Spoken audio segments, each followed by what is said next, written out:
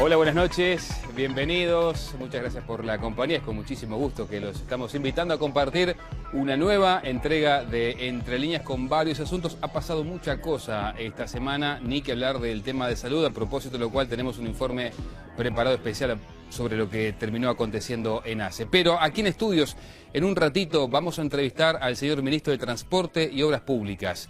Entre otras cosas porque se habla de una tasa de uso vial, más allá allende el impuesto a la tierra, para que el que rompe pague. Vamos a ver si efectivamente eso se concreta o no. No era que tal vez con el impuesto a la tierra se iba no solamente a evitar la concentración de la tierra, sino también a apoyar a obras de infraestructura. Bueno, lo vamos a conversar con él, más allá de las críticas que ha recibido desde la oposición política a propósito de su plan de obras.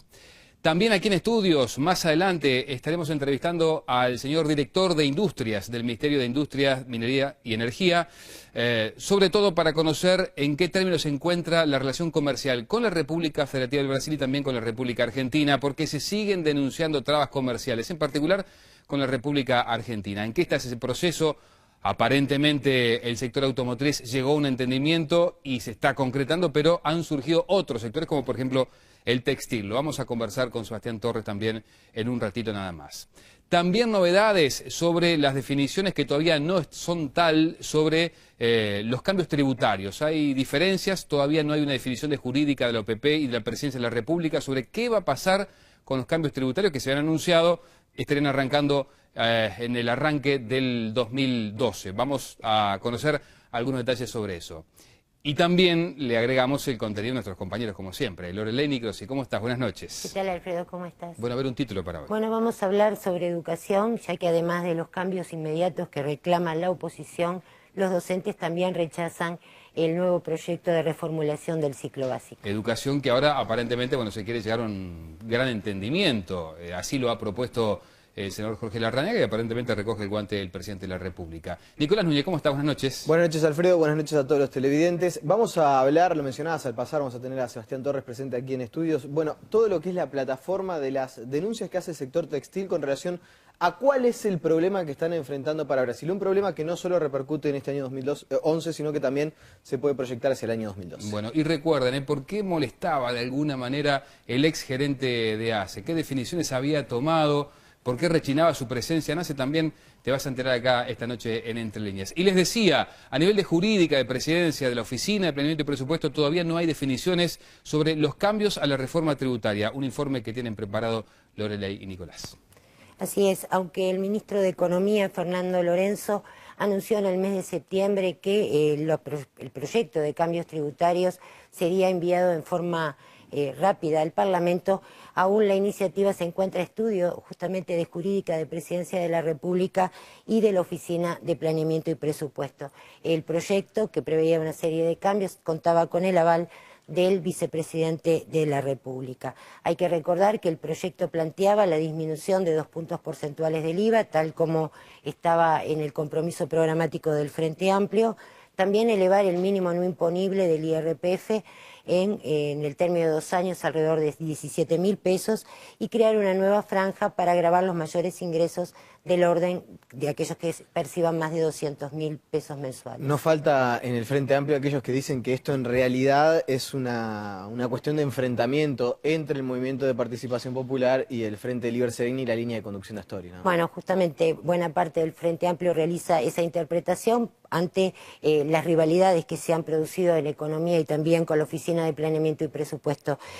Más que luego que el MPP anunció públicamente la semana pasada una nueva propuesta tributaria en la que va más allá de lo que ha planteado Lorenzo, ya que propone que además de los 2 puntos del IVA exista una devolución total de ese impuesto al 30% de la población más carenciada. En cuanto a gravar a los sectores más ricos, al capital, el MPP, insisto, con su propuesta del IRAE, como lo había hecho cuando recién se había tratado la reforma tributaria en el Parlamento, en la época del gobierno de Tabaré Vázquez, de elevar del 25 al 30% el IRAE, cosa que ha sido rechazada con anterioridad por Economía. ¿Puede estar atada la aprobación de esta iniciativa del ministro Lorenzo a lo que es el tratamiento del impuesto al agro en el Parlamento? Bueno, eso es lo que creen muchos integrantes del MPP, ya que justamente en el Parlamento se está debatiendo en estos momentos el impuesto que grava las grandes concentraciones de tierra,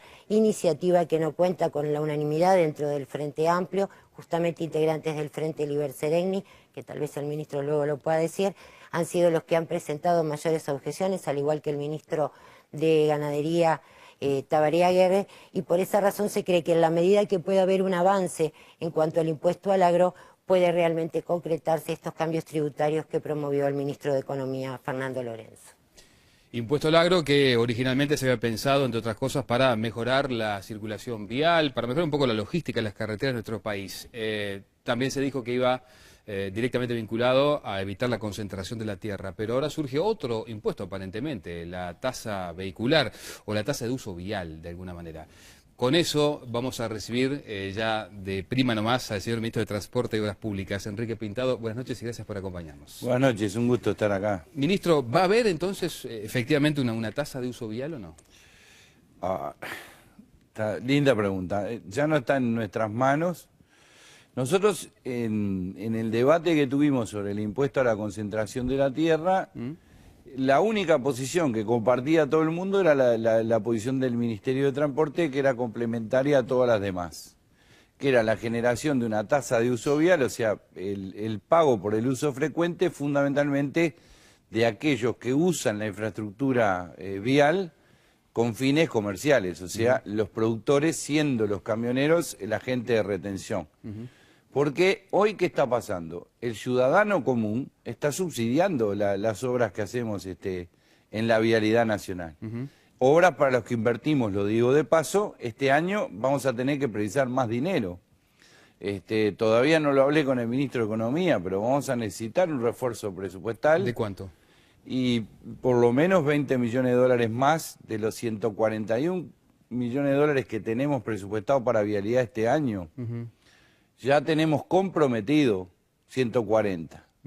¿Qué quiere decir comprometido? Algunas obras ya las pagamos, 93 millones de dólares, entre 93 y 96 ya los estamos pagando, pero hay obras que están haciéndose que terminan en diciembre y que hay que pagarlas. Ahora, pero que hubo un error de cálculo, ¿sí? No, porque nosotros tenemos un sistema que es el que en un debate con algún legislador de la oposición, que yo le dije que era una picardía porque él conocía bien cómo funciona el presupuesto del ministerio.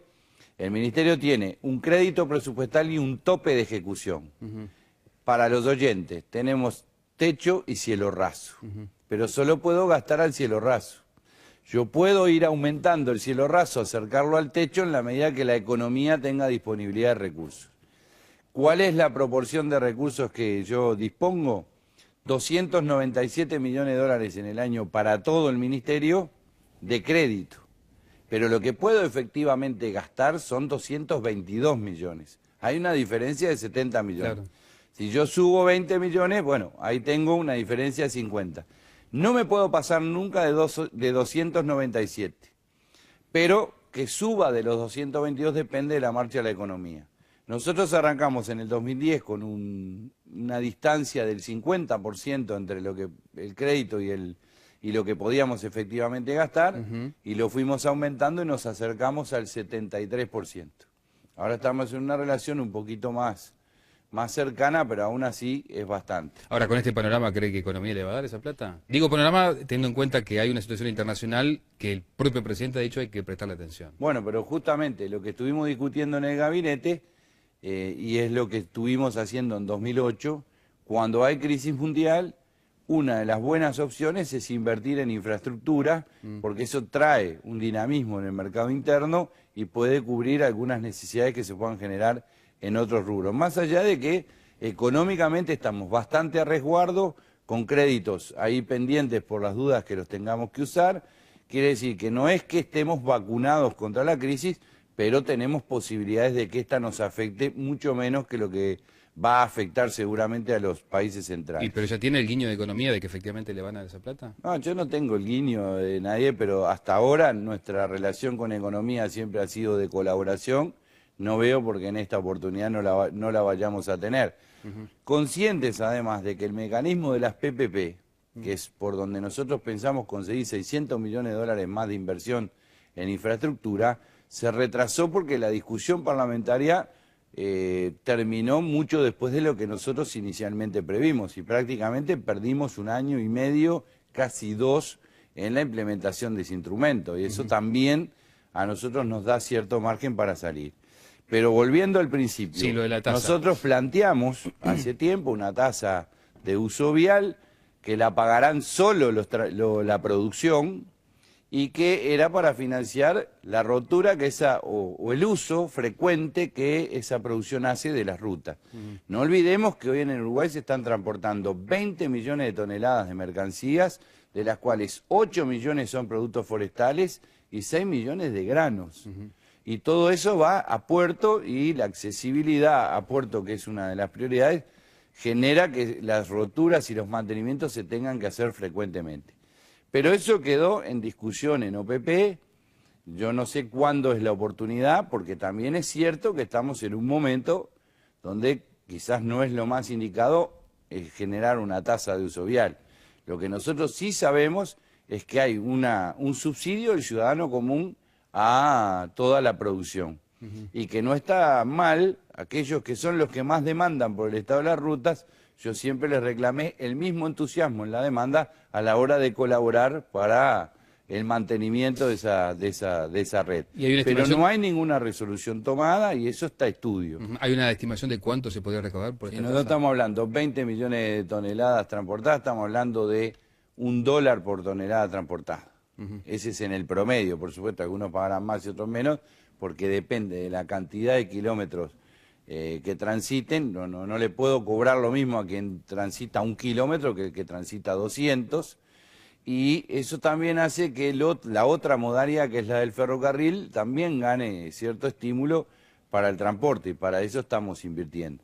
Pero no hay ninguna decisión tomada, se está estudiando. Nuestra idea es que sea gente retención. Ahora, ¿cómo la cobramos? ¿Cuál es la idea nuestra de cómo cobrarla? ¿Vamos a poner un peaje a cada rato? No, porque el peaje enlentece, rompe la ruta, la frenada del camión es ineficiente desde el punto de vista económico. Hay mecanismos, hay satélites, tags, antenas, hay una cantidad de tecnología hoy que nos permite incluso que el camión le cobre al productor la recarga de esa tasa y llegue y nos dé el dinero como agente de recaudación que es. Pero, insisto, todavía no se ha tomado decisión. Ahora, no se ha tomado, ministro, porque simplemente no se ha dado la oportunidad de discusión en el Poder Ejecutivo, o porque hay diferencias a nivel de interna legislativa. No, yo lo dije al principio. En lo único que había unanimidad era en la propuesta de que teníamos que llegar a una fórmula de una tasa por uso vial, en el sentido de que quienes usan frecuentemente la red tendrían que colaborar en su mantenimiento. ¿En qué podría estar la diferencia? Bueno, algunos dicen que es poco lo que recauda. Yo proponía otra cosa más, que tiene que ver con cómo administrar ese fondo. Porque hay una gran desconfianza, y es natural que así sea, de parte de los productores y de los propios transportistas, de que sienten que algunos impuestos que se dice que son para mejorar la infraestructura terminan pagando burocracia. El uso final. Entonces, lo que proponíamos nosotros era generar un fideicomiso, o sea, una parte de ese impuesto para las rutas nacionales. La otra parte para el cambio de estándar, o sea, ¿qué es el estándar? Por ejemplo, que los caminos de balasto rurales pasen a bituminoso simple, doble, carpeta asfáltica, etcétera, etcétera. Mejorar el piso por donde transitan los camiones. Y ahí les proponíamos una administración conjunta de ese fideicomiso. Transporte, economía, ganadería y los intendentes por el sector público, transportistas y productores por el sector privado.